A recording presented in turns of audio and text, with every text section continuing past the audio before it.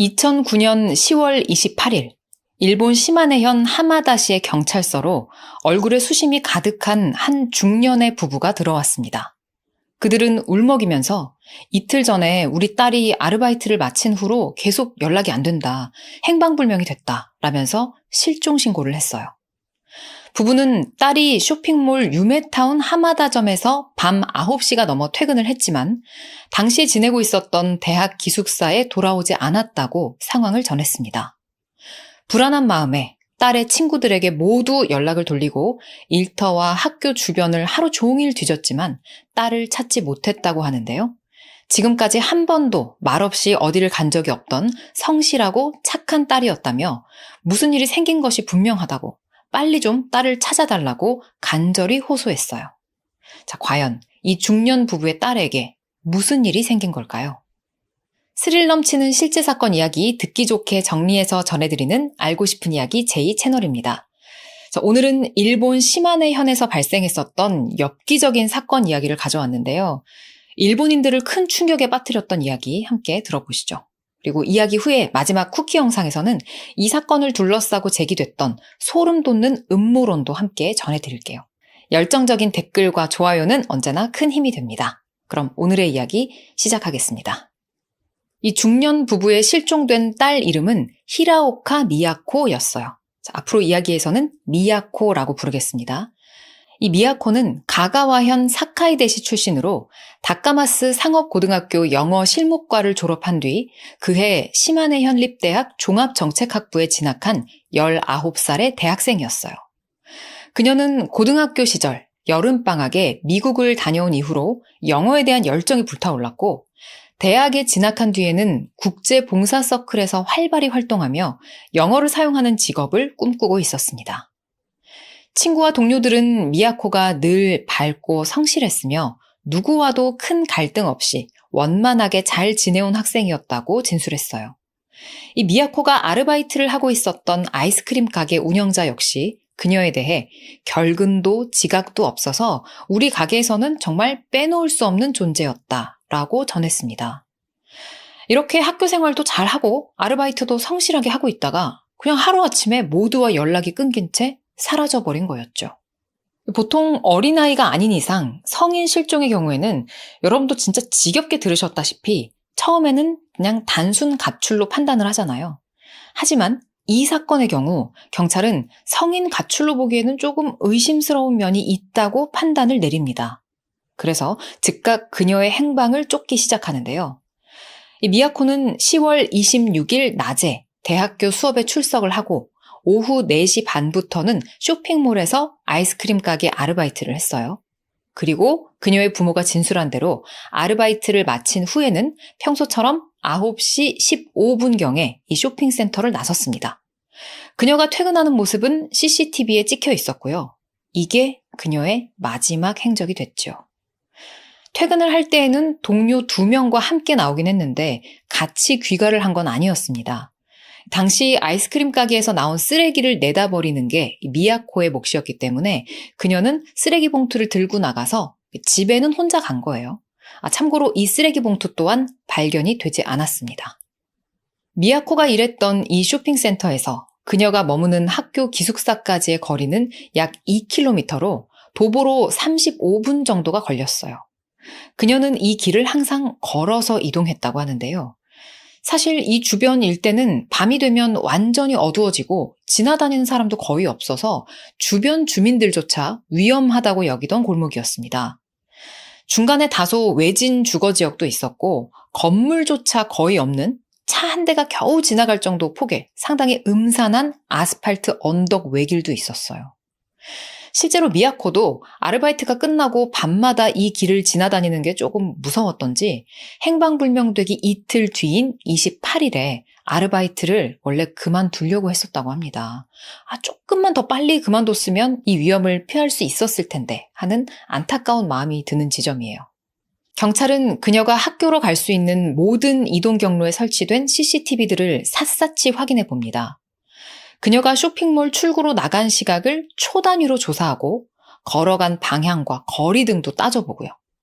하지만 그녀의 추가 행적은 어디에서도 발견되지 않았습니다. 그녀와 같은 시각에 건물에서 나온 여러 사람들을 특정하고 또 직원들에게도 진술을 들어봤지만 특별히 수상한 인물이나 차량은 보지 못했다라는 말뿐이었어요. 납치나 폭력 같은 소란스러운 광경을 목격했다는 사람도 없었고요. 경찰은 미야코가 조심스러운 성격을 갖고 있었기 때문에 모르는 사람의 차를 막 스스로 자처해서 타거나 그랬을 리는 없다는 이 가족들의 진술을 고려해서 묻지마 범행이나 우발적 범행보다는 면식범의 소행일 가능성에 무게를 두고 수사에 착수했습니다. 이에 따라 미야코의 교우 관계와 기숙사 주변을 싹 조사하고 그녀와 친분이 있는 모든 사람을 대상으로 사건 당일의 행적과 귀가 경로, 휴대전화 통화 기록, 또 이메일 송수신 기록까지 다 확인을 했어요. 이 중에는 미야코와 아주 가까웠던 대학 친구이자 그녀에게 아르바이트를 소개해준 남학생 A씨가 있었는데요. 그는 유력 참고인으로 수차례 강도 높은 조사를 받았습니다. 이 A씨는 본인이 범인일지 모른다는 루머에 시달리며 괴로워하다가 이 대학을 중퇴하기도 했어요. 경찰은 미야코가 건물을 나올 당시 인근을 지나던 차량들이나 지나가던 행인들까지 다 추적을 했지만 별다른 성과는 없었습니다. 결국 미야코의 주변에서 단서를 발견하지 못하자 경찰은 면식범의 가능성은 낮다고 판단을 내리고 이번엔 인근 지역의 전과자와 성범죄자를 대상으로 수사를 확대했어요.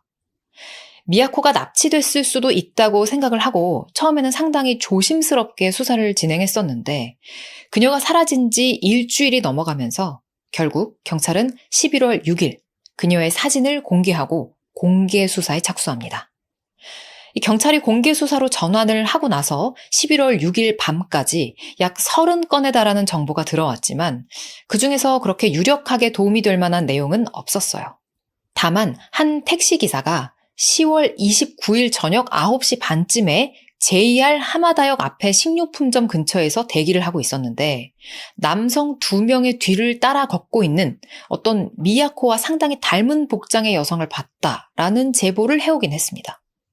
자, 미야코는 무사히 살아있는 걸까요? 그러던 중 사건 발생 11일 후인 11월 6일 오후 1시 45분경 늦가을 정취가 무르익었지만 곧 깊은 눈으로 폐쇄될 예정이었던 인적 드문 산속 시마네현의 경계 부근에 위치한 히로시마현 가류산 정상 부근에서 버섯을 채취하던 한 남성이 기슭의 경사면 아래에서 이상한 물체를 하나 발견했어요. 처음에는 마네킹 머리인가 싶어서 호기심에 가까이 다가가 보니 그것은 몸이 없는 젊은 여성의 머리였습니다. 혼비백산한 그는 주변을 벗어나서 곧장 경찰에 신고를 했어요. 경찰은 여성의 얼굴을 확인하고는 얼마 전에 실종된 여대생 미야코로 추정을 했습니다. 감식 결과 얼굴과 머리에는 여러 구타 흔적이 있었고 왼쪽 뺨에는 발로 밟힌 듯한 족적까지 확인이 됐어요. 목에는 끈으로 졸린 흔적이 있었는데요. 이 때문인지 눈이 심하게 충혈되어 있었죠. 직접적인 사인은 이 끈과 같은 도구로 목이 졸려서 사망한 질식사로 보였습니다. 시신은 사망 후에 절단이 된 걸로 보이고 이 몸통에서는 사지 절단과는 다른 종류의 흉기로 인한 상처가 별도로 발견이 됐어요. 너무 끔찍하죠. 사건 현장인 히로시마현과 미야코의 주거지인 시마네현 양쪽 경찰은 하마다 경찰서에 합동 수사본부를 설치하고 가류산을 중심으로 대규모 수색 작전을 펼쳤습니다. 수색 첫날인 7일부터 9일까지 사흘에 걸쳐 왼쪽 넓적다리뼈 일부와 양 손발이 잘린 몸통 부분 그리고 왼쪽 발목까지 발견이 됐어요. 시신은 야생동물에 의해서 훼손이 많이 돼서 왼쪽 넓적다리는 살과 근육이 전혀 없이 뼈만 남아있었고 주변에서 발견된 동물의 배설물에서 발톱과 같은 신체 일부도 발견이 됐습니다. 머리와 몸의 경우에 많은 부분이 절단되고 훼손됐으며 일부는 불에 탄 흔적도 있었어요. 지금 제가 최대한 건조하게 사실만 전해드리려고 하고 있는데도 듣기 조금 힘드신 분들도 계실 거예요. 정말 너무너무 잔인합니다. 특히 여성의 그 중요 부위, 그 부위가 잔혹하게 훼손된 정황까지 확인이 되면서 경찰은 성도착적인 범죄 가능성에 무게를 두기 시작했어요. 과학수사대에서 프로파일링한 범인상을 요약해보면 피해자의 통근 경로와 가까운 곳에 거주하는 사람, 20대에서 40대 사이의 남성, 그리고 단독범인 걸로 보이고 또 낮에는 이 가류산을 찾는 사람이 많기 때문에 아마 밤부터 이른 아침 사이에 시체를 옮기는 걸로 추정이 됐습니다. 한 경찰 관계자는 이렇게 말했어요. 이건 단순한 성범죄가 아닙니다.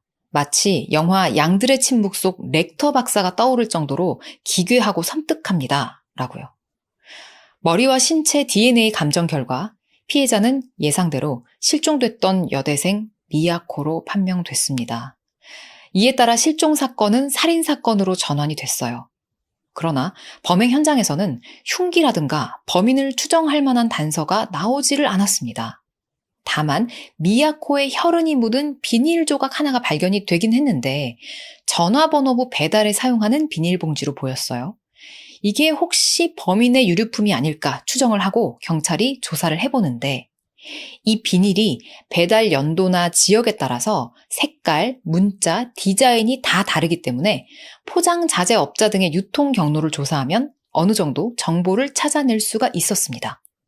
그렇게 정보를 추적한 결과 1995년 히로시마현 5개 시에서 전화번호부를 배달할 때 쓰던 배달용 봉투라는 게 밝혀졌어요.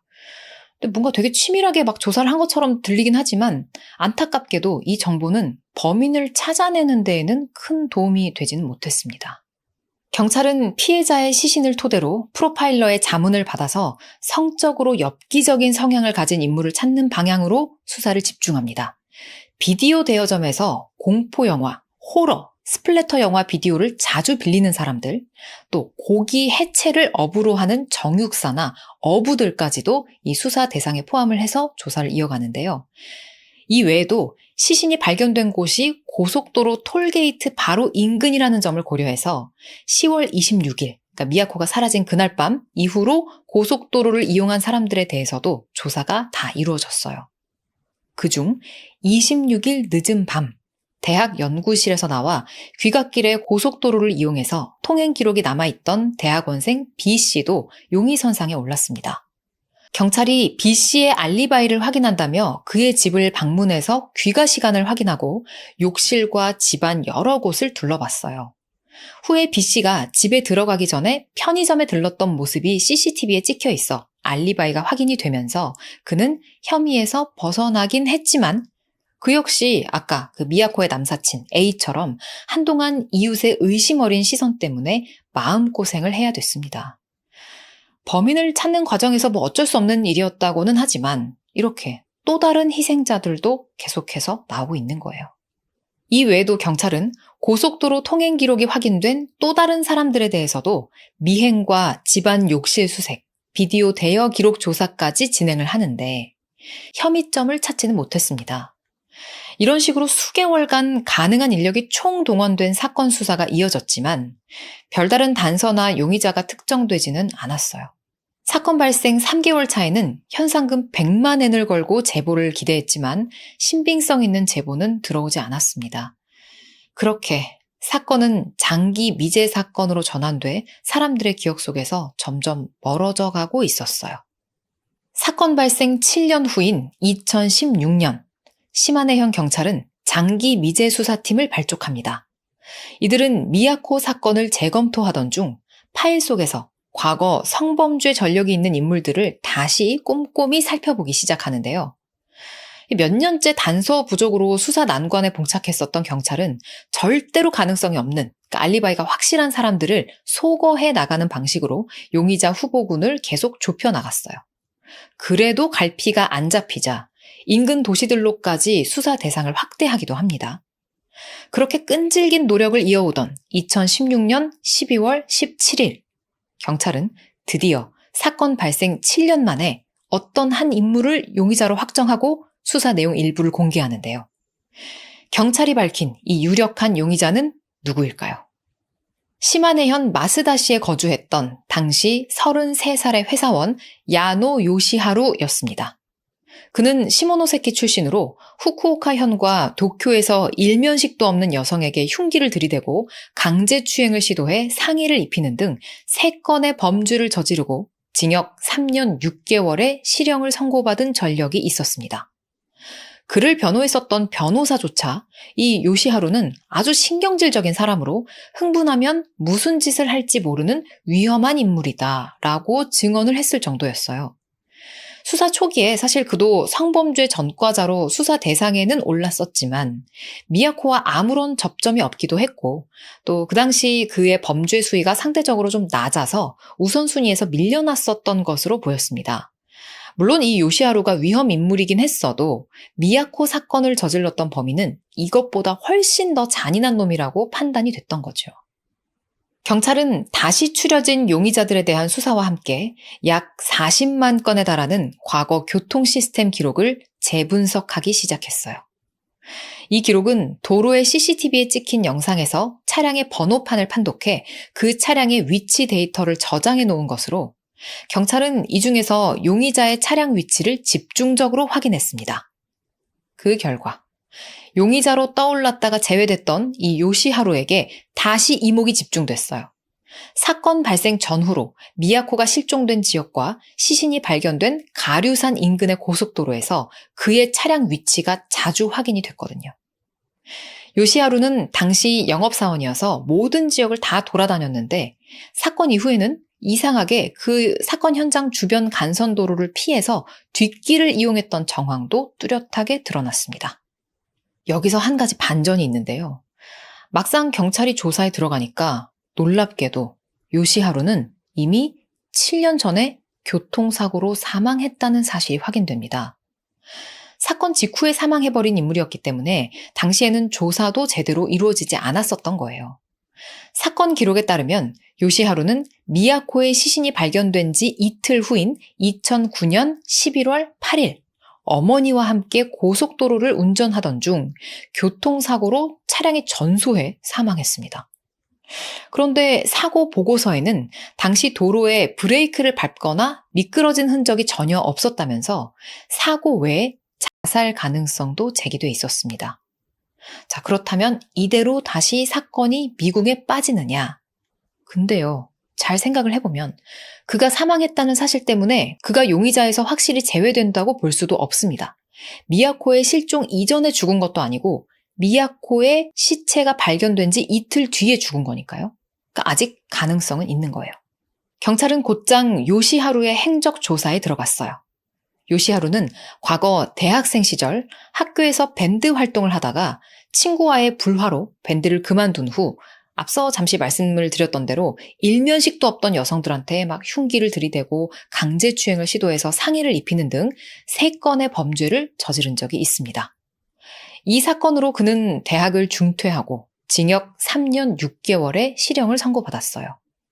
그는 출소 후 고향으로 돌아와 2009년 5월 직업소개서를 통해 시모노세키에 본사를 둔 태양광 패널 회사 마쓰다 영업소에 취직을 합니다.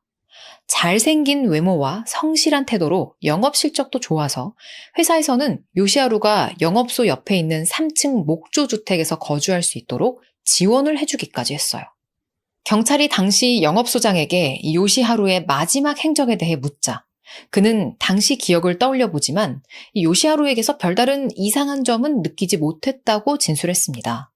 다만 그가 사고로 죽기 전에 자기가 담당하는 지역에 고객이 많지 않다면서 영업지역 변경을 요청했었고 그 뒤에 아버지 산소를 방문한다면서 휴가 신청을 한번 냈었는데 그 이튿날 사고로 사망한 거라는 설명을 덧붙였죠. 그러니까 요시하루는 11월 8일 주변 사람들에게 아버지 묘소에 갔다 올게요 라고 말하고 어머니와 함께 집을 나섰는데 고속도로 내리막에서 가드레일에 3차례 부딪히는 사고가 발생했던 겁니다. 차에 불이 난 채 요시하루는 운전석에서 사망했고 동승했던 어머니는 밖으로 튕겨져 나왔지만 사고 충격으로 역시 현장에서 사망했어요. 사고를 조사한 경찰은 도로에 브레이크를 밟은 스키드 마크가 전혀 남아있지 않고 차량 결함도 확인이 되지 않았다면서 이 사고가 단순 교통사고인지 혹은 자살인지 살폈습니다. 요시하루는 유서나 다른 흔적을 남기지 않았고요. 또 이 구간이 워낙 사고 다발 지역으로 유명했었기 때문에 당시에 이 두 사람의 사망은 단순 교통사고로 마무리가 됐었죠.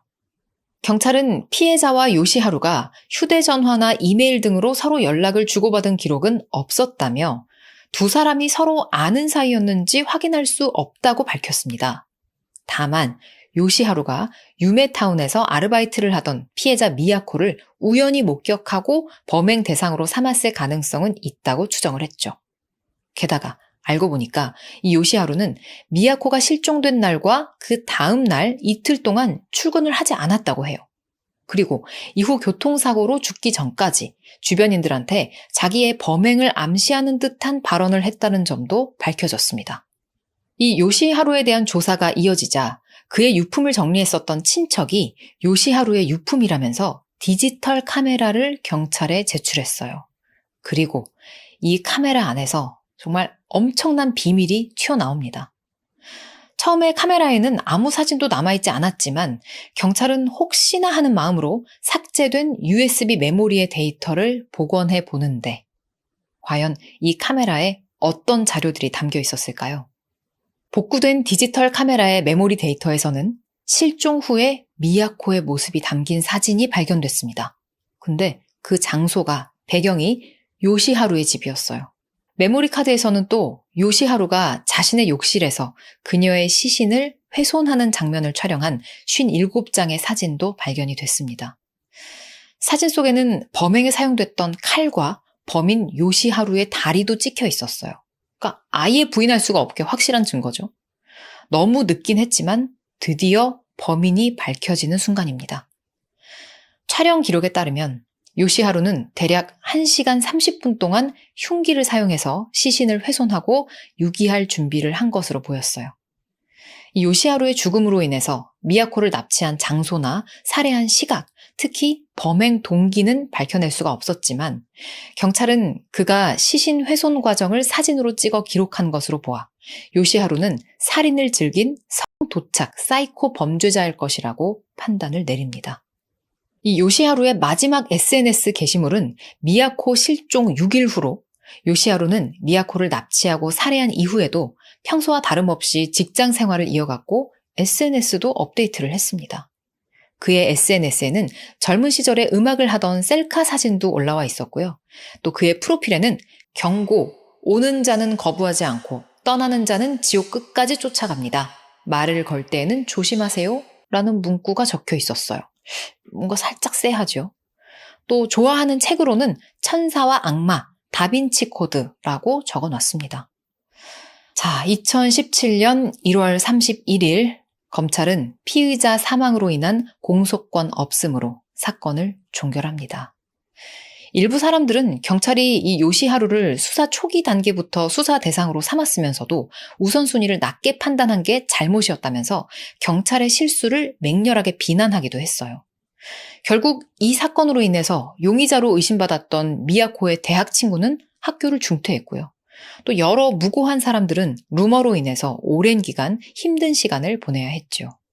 또 요시하루의 유일한 가족인 그의 남동생은 당시 가게를 운영하고 있었는데 형이 범인으로 밝혀진 후에 가게 문을 닫고 잠적했다고 합니다. 일본 경찰청은 2017년 3월 16일 이 사건의 용의자를 특정하는 데 결정적인 정보를 제공한 3명에게 현상금 총 300만 원을 지불했어요. 정보 제공 대상자의 보호를 위해서 이 3명의 신원은 밝히지 않았습니다. 멀끔한 회사원으로 보였던 요시하루는 어떻게 성희롱 범죄자에서 성도착 사이코 살인마로 폭주하게 된 걸까요? 대체 그는 미야코를 왜 그렇게 잔인하게 죽였던 걸까요? 미야코의 죽음 못지않게 또 이 요시하루의 죽음에 대한 진실 또한 궁금합니다. 그는 미야코의 시신이 발견되자 불안한 마음에 교통사고를 위장해서 자살을 한 것일까요? 그것도 엄마를 동행한 채로? 다행히도 범인은 찾았지만 이 중요한 질문들에 대한 답은 여전히 비극의 그림자 뒤에 감춰져 있습니다. 오늘 사건 이야기는 여기까지입니다. 일단 언제나 그렇듯이 이런 충격적인 사건이 발생을 하면 범인이랑 피해자, 또 이 사건을 둘러싸고 음모론이 제기되기 마련인데 이 사건 이후에도 일본 웹에서 진짜 요시하루가 과연 범인이 맞는가? 여기에 대해서 음모론을 제기하는 시각이 있었어요. 근데 왜 이런 음모론이 제기가 됐느냐? 일본 경찰이 요시하루의 범행 근거로 제기했었던 게 이 요시하루의 유품인 디지털 카메라 그리고 그 USB 메모리를 복원한 사진들이었잖아요. 근데 일본 경찰이 이 사진 중에서 그 어떤 것도 일부도 단 한 장도 공개를 하지 않았습니다. 물론 막 시신 훼손하고 그런 잔인한 모습이 담긴 사진들이기 때문에 대중들한테 공개하기가 어려웠을 수도 있죠. 근데 이 네티즌들 말은 어떻게 단 한 장도 안 빼고 그게 다 무시무시한 사진만 있진 않았을 거 아니냐. 아니면 뭐 모자이크 처리를 하든가 아니면 일부분이라든가 뭐 요만큼이라도 공개를 할 수가 있는데 어떻게 이렇게 하나도 공개를 안 하냐. 뭐 그런 요지였어요. 결정적인 증거를 공개 안 하고 그냥 저희 경찰이 이런 증거를 찾았습니다. 보강 수사를 했습니다. 그리고 피의자가 죽었습니다. 그래서 불기소 처분합니다. 요렇게만 딱딱 발표를 하는 게 납득이 가지 않는다. 좀 이상하다. 의심스럽다. 뭐 그런 의견이었거든요. 근데 앞에서 사건 이야기할 때 말씀을 드렸었는데 이 요시하루가 이전에 성범죄 전과가 있기는 했었지만 그 사건 당시 범행 수위가 너무 높아서 그래서 요시하루 요놈은 그냥 약간 추행하고 이 정도니까 범인이 아닌 거다라고 이렇게 기울었었다고 했잖아요. 사람을 죽인 적이 없었는데 요시하루가 범인이라면 그가 갑자기 어떻게 무슨 이유로 이전 자신의 범죄 행태에서 한참 뛰어넘는 이런 막 강간, 살인, 거기다가 시체를 잔인하게 훼손해서 유기하는 거 이런 짓까지 저질렀는지 그 점프된 과정이 납득이 어렵다 이런 지적도 있었고요. 그러니까 한마디로 범인이 더럽게 안 잡히니까 경찰이 욕먹기 싫어서 사진을 찾았다 이런 식으로 증거를 조작하고 애꿎은 요시하루를 잡아 넣은 거 아니냐 이 말입니다. 심지어는 요시하루가 범인이 아니고 사실 스너프 필름을 만드는 조직에 의해서 이 미야코가 살해된 게 아니냐 이런 주장을 펼치는 사람들도 있었어요. 이 스너프 필름이 뭔지 여러분 혹시 아시나요? 실제로 사람이 죽거나 아니면 사람을 죽이는 장면을 보여주는 그런 영상물을 통틀어 일컫는 장르라고 합니다. 이 외에도 요시하루가 죽은 거, 그 교통사고 아니고 어머니를 차에 태우고 한 자살일 수 있다 이런 얘기가 있었잖아요. 근데 비슷하면서도 약간 다른 얘기도 있었어요. 아예 어머니가 아들의 살인을 알게 된 후에 같이 죽자. 그래가지고 모자가 동반 자살한 거라는 썰도 있었고요. 또 일본 경찰이 사실은 사건 당시에 이미 진즉에 이 요시하루를 용의자로 지목을 했고 또 그때 이미 그 디지털 카메라하고 USB를 복원해서 사진을 갖고 있었다라는 음모론도 있었습니다. 그러니까 이 경우에는 이제 뭔가 모종의 이유로 요시하루가 범인임을 안 밝히고 있었다는 얘기가 되는 거겠죠. 여러 가지 방식의 아무튼 이런 썰들이 많았어요. 뭐 이런저런 음모론들이 많은데 언제나 그렇듯이 음모론은 말 그대로 그냥 음모론이에요. 지나친 비약에다가 쓸데없는 상상력을 발휘하는 경우가 대부분이라고 봅니다. 고양이가 울죠. 근거도 없고 책임질 수도 없는 말들만 그냥 막 풀어놓는 거니까. 다만 사건이 뭔가 개운하게 다 밝혀지고 여기서 이렇게 납치를 해가지고 이런 이유로 범인이 이런 문제가 있어가지고 이렇게 했답니다. 짜잔! 이렇게 해서 끝난 게 아니라서 뒷맛이 계속 찝찝하니까 이렇게 계속 뭔가 의혹이 나오고 음모론이 나오는 게 아닌가 싶습니다.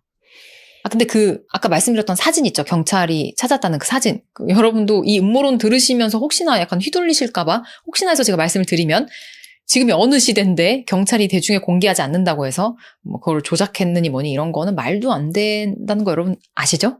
혹시나 해서 강조를 드려봤고요. 그 유족들한테 따로 분명히 확인하는 절차를 거쳤을 거고 조작된 증거들로 이렇게 판결을 내리기에는 지켜보는 눈들이 너무 많아요. 그거는 불가능하다고 보고요.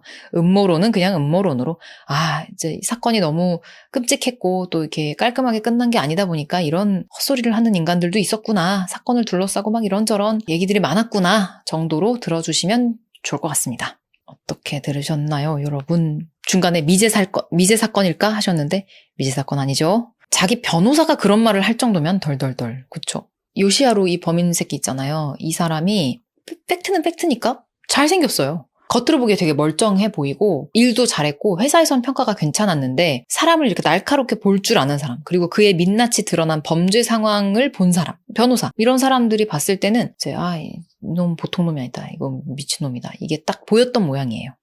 어이구 우리 고양이가 왔네. 우리 애기 일로 와보세요. 이리 와보세요. 여기 이모 삼촌들을 좀 보세요. 우리 고양이, 우리 똥똥 고양이 세상에 너무 순하고 착하고 순둥순둥하고 밥도 잘 먹고 똥도 잘 싸고 세상에 잠도 잘 자고. 어구 세상에. 순딩순딩 하죠?